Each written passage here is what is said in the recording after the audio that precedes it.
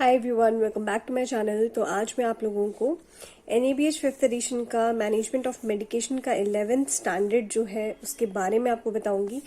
ये जो पॉइंट्स आज मैं बताने वाली हूँ ये इम्पॉर्टेंट है और इनको अगर आप फॉलो करेंगे तो आपके NABH का ये स्टैंडर्ड्स जो है इसमें कोई नॉन कंप्लायंसेस नहीं आएगी, अगर जो भी मैं बताऊंगी उसको फॉलो करेंगे तो। ठीक है, तो वीडियो को शुरू करने से पहले मैं आपसे रिक्वेस्ट करना चाहती हूँ कि मेरे चैनल पे मेंबरशिप चल रही है और अगर आप मेरे चैनल के कंटेंट को सपोर्ट करना चाहते हैं तो ज्वाइन बटन पे क्लिक करके मेरे चैनल के कंटेंट को सपोर्ट भी कर सकते हैं। और इस वीडियो के नीचे थैंक्स बटन आ रहा होगा, अगर आप उसके थ्रू करना चाहते हैं तो भी कर सकते हैं। और QM लर्निंग मेंबरशिप जो है वो अभी आई थिंक 1 मंथ हो गया उसको लॉन्च किए हुए।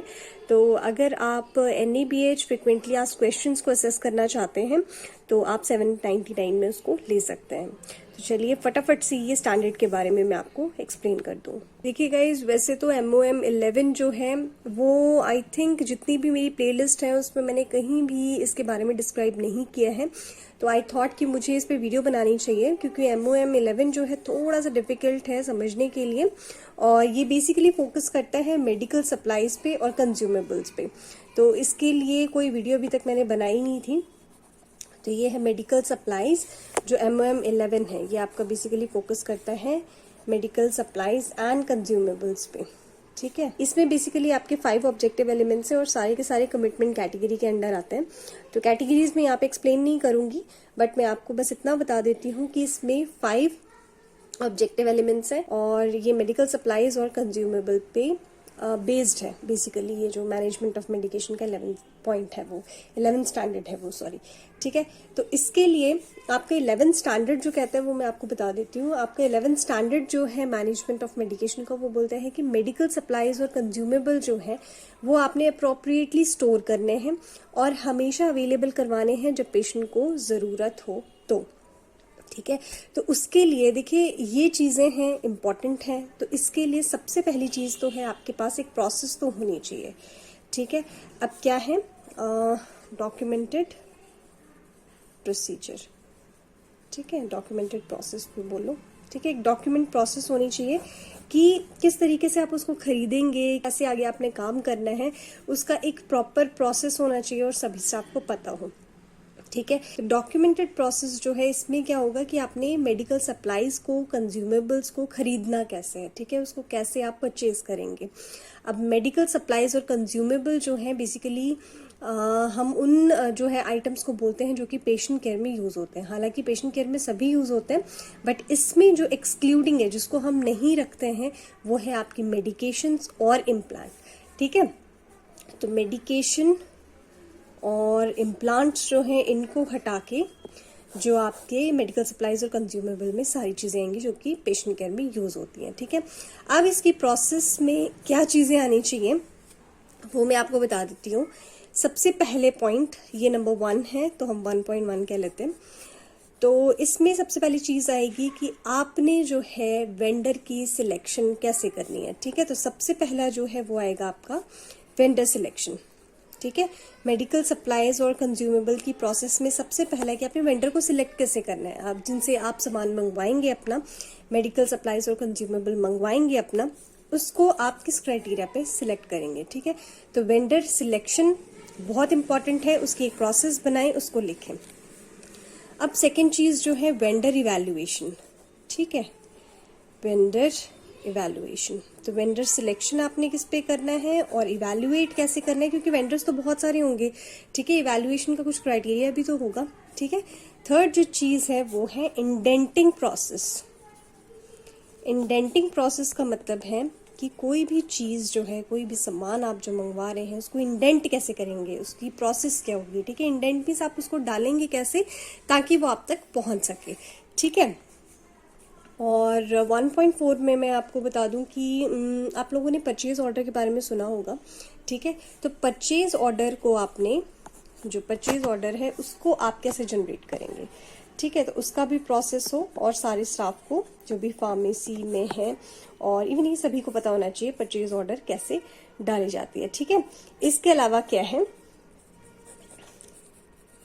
GRN, goods and receipts. ठीक है, इनकी डॉक्यूमेंटेशन भी हो। ठीक है। तो बेसिकली आपने जो आप प्रोसेस बनाएंगे, प्रोसेस के अंदर आपका क्या होगा, vendor selection, vendor evaluation, indenting process, purchase order और गुड्स एंड रिसिप्ट नोट्स। ठीक है, तो ये आप अगर इतना आपकी प्रोसेस में लिख लेंगे तो दैट इज इनफ, और सभी को इसके बारे में पता हो। सेकेंड चीज जो है, सेकेंड पॉइंट जो है वो ये कहता है कि जो मेडिकल सप्लाईज हैं, कंज्यूमेबल हैं आपके, उसको आपने स्टोर करना है इन अ सेफ मैनर। ठीक है, स्टोर करना है आपने सेफली। इसका मतलब ये है कोई भी आइटम जो है वो ओपन हो जाए तो आपने रेलिवेंट प्रिकॉशंस के साथ उसके जो स्टेरिलिटी है उसको मेंटेन रखना है। ठीक है, तो आप प्रिकॉशन यूज करेंगे अगर एक बार कोई भी आइटम खुल जाए तो। थर्ड पॉइंट जो है वो ऑलमोस्ट हमारा सिमिलर है सेकंड पॉइंट से, तो उसमें मैंने सेफ तरीके से कैसे आप रखेंगे उसके बारे में बताया कि एक बार ओपन हो जाए तो आपने जो है प्रिकॉशंस को यूज करना है।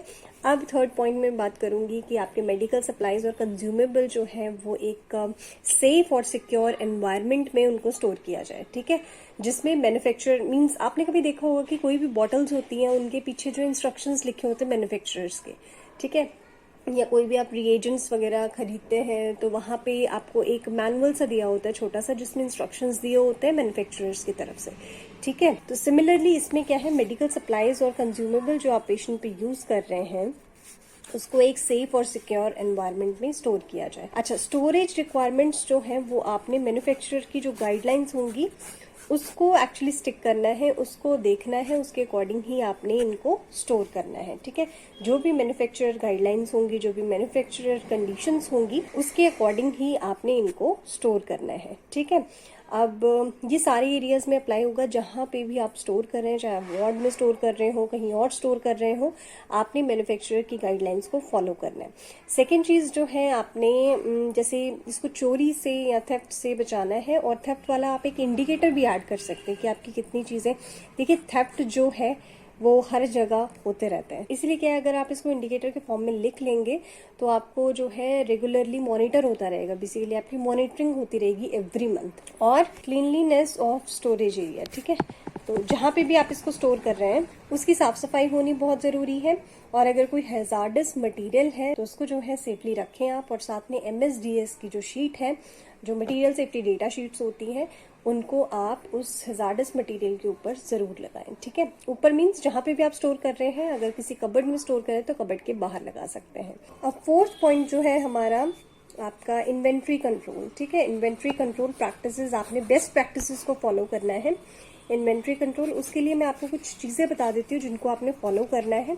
वो है, डिटेल में मैं जाऊंगी नहीं, जस्ट मैं आपको बता देती हूँ, और फार्मेसी वाले पर्सन को उनके बारे में पता होता है। ठीक है, ABC एनालिसिस और VED, देन FSN और FIFO के बारे में आपने सुना होगा। ठीक है, फर्स्ट एक्सपायरी फर्स्ट आउट। ठीक है, देन लीड टाइम एनालिसिस, ये चीजें आपने करनी है। ठीक, लीड टाइम एनालिसिस, ऐसी बहुत सारी चीजें हैं जो आप कर सकते हैं, इनको फॉलो आपने करना है आपकी इन्वेंट्री कंट्रोल के लिए। अगेन फिफ्थ पॉइंट जो है वो भी बहुत इंपॉर्टेंट है, वो है आपका डिस्पेंसिंग बेस। ठीक है, कि डिस्पेंसिंग करते टाइम आपने इसको जरूर चेक करना है अच्छे से। ठीक है, ताकि गलत डिस्पेंस ना हो जाए। अब इसमें मैं आपको छोटी सी चीजें बता देती हूँ कि आप कैसे चेक करेंगे। कोई फिजिकल डैमेज हो तो, ठीक है, कोई फिजिकल डैमेज हो तो आप इसको हटा देंगे। ठीक है, अगर कोई पैकेज ओपन हो तो, कोई लीकेज हो तो, ठीक है, कोई कॉटन रोल जो है वो ओपन हो तो, ठीक है, या फिर कोई प्रेसिपिटेशन आपको मतलब फील होती है, कोई प्रेसिपिटेशन है, प्रेसिपिटेशन हुई, ठीक है, या फिर आप कह सकते हैं कि डिसकलरेशन कि वाइट है, थोड़ा सा आपको पेल येलो लग रहा है, इन चीजों को ध्यान में रखते हुए आपने जो है डिस्पेंस करना है। ठीक है, हालांकि इसके अलावा भी बहुत सारी चीजें हैं, बट अभी जो मुझे याद आई मैंने आपको बता दी। ठीक है, तो गाइज MOM 11 में आप ये चीजें फॉलो कर लेंगे तो आपकी कोई NC नहीं आएगी, इसीलिए इन चीजों को फॉलो करें, आपकी प्रोसेस अच्छी हो, सेफली आप इसको डिस्पेंस करें, एक सेफ और सिक्योर एनवायरनमेंट हो, MSDS हो। तो ये कुछ छोटी छोटी चीजें हैं, आपने जो है इन्वेंट्री कंट्रोल के लिए कुछ चीजों को फॉलो करना है। ठीक है, तो ये सारी चीजें अगर आप कर लेंगे तो आपकी NC MOM में नहीं आएगी 11th स्टैंडर्ड में। ठीक है, तो गाइज आज के लिए बस इतना ही। उम्मीद करती हूँ आज का टॉपिक आपको इन्फॉर्मेटिव लगा होगा।